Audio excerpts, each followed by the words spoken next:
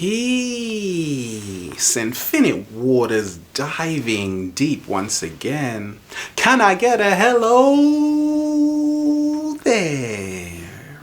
First it was bird flu, then swine flu, now Ebola.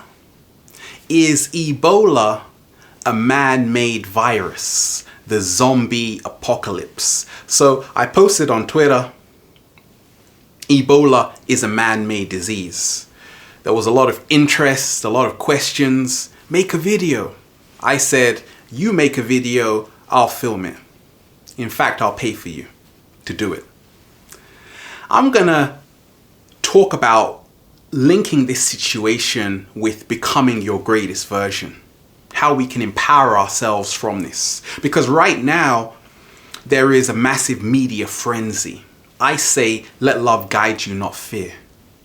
The first person who had it just died in the US. Screening in the US at certain airports. Cases in Norway and Spain. So there is a lot of concern, and rightly so. What is Ebola? It is an RNA virus, ribonucleic acid, which is present in all living cells. 1976, the first case, the person dies in the Congo. There's a river in the Congo, and that's called Ebola, so they named the virus after that. Fast forward, 2014, a massive outbreak in West Africa.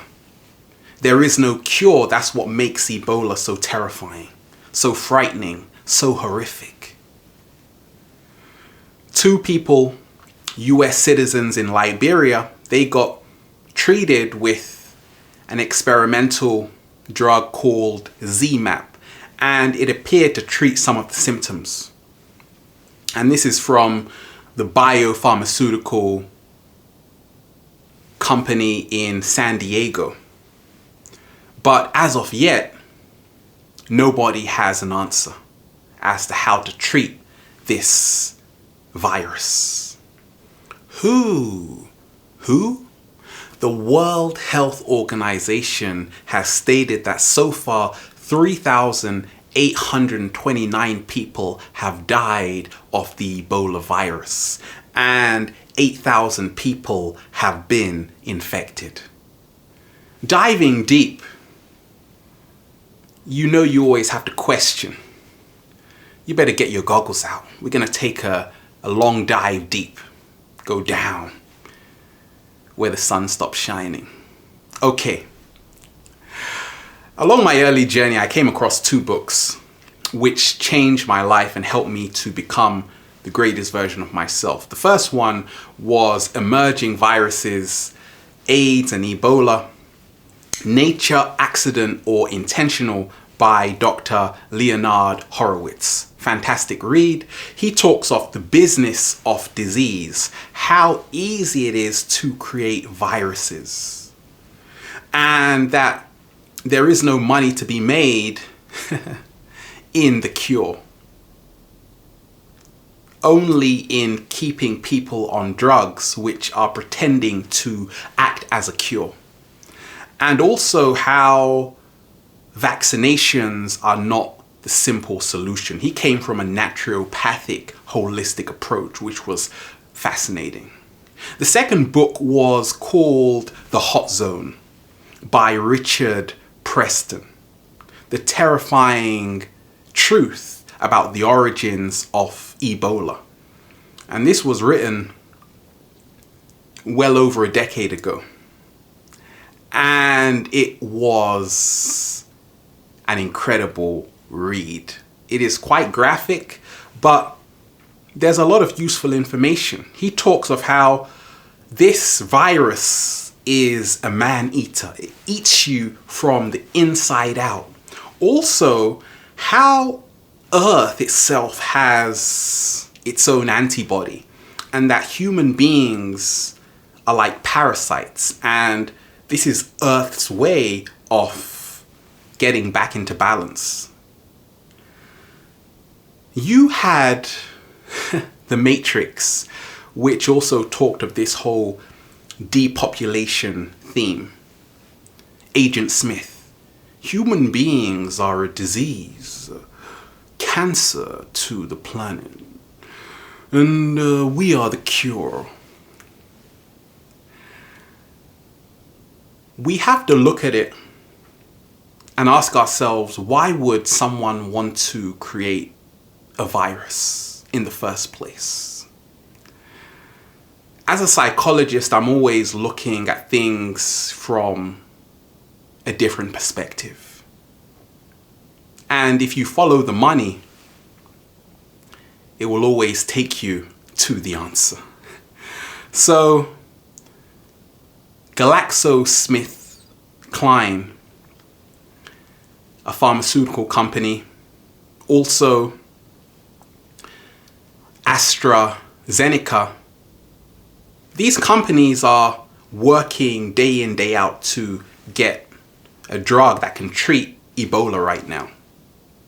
And when they find it, it's going to generate a lot of cash, you see.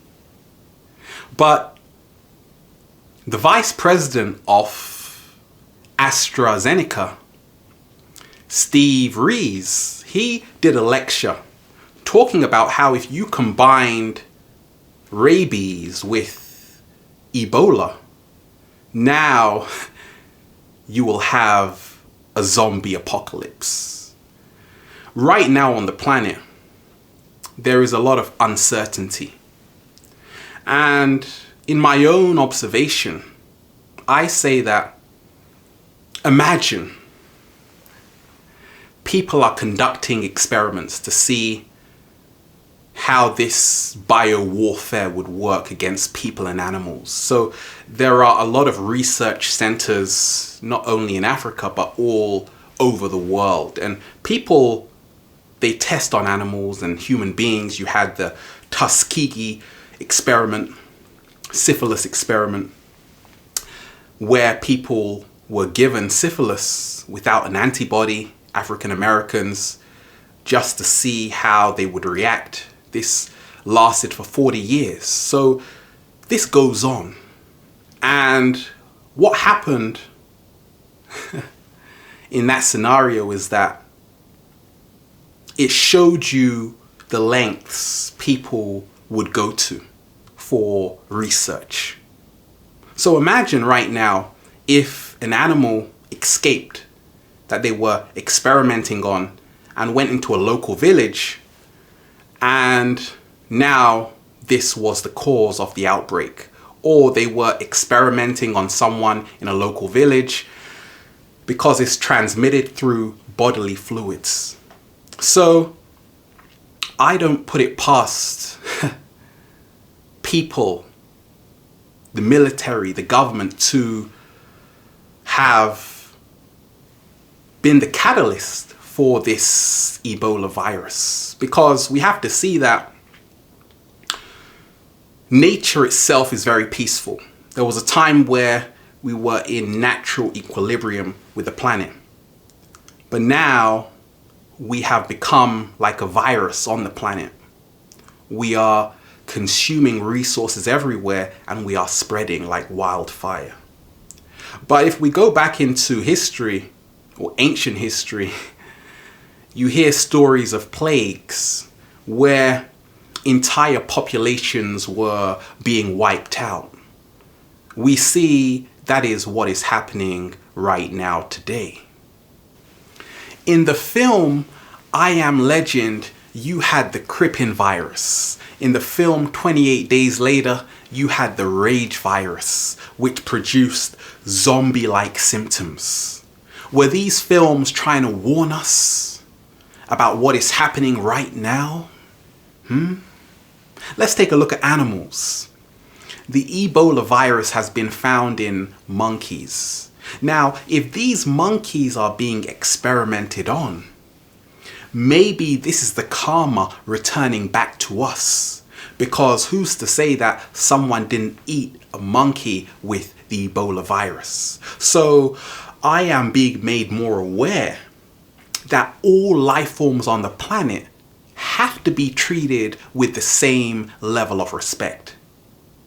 Once we stop just consuming animals of all different kinds for our own consumption all the time, maybe then we will have peace on earth. But until then, they will fight back with a vengeance and display and show themselves up in the most mysterious ways that we live our everyday life. Wake up. I say I am always about the solutions. And from my own knowing, viruses cannot live in an alkaline body. They can only thrive and multiply in a heavily acidic body. So a more plant-based diet is more effective, in my opinion, than pharmaceutical drugs. But all of this fear which is being generated, we have to ask ourselves, is this helping us become our greatest version? Also to question more and more, because whatever you read and whatever you hear always has an underlying agenda. So what is my agenda? To get you to question. And I say that there is always something deeper going on underneath the surface. Question everything. There you have it. Infinite waters, diving deep once again. Stay well, stay healthy.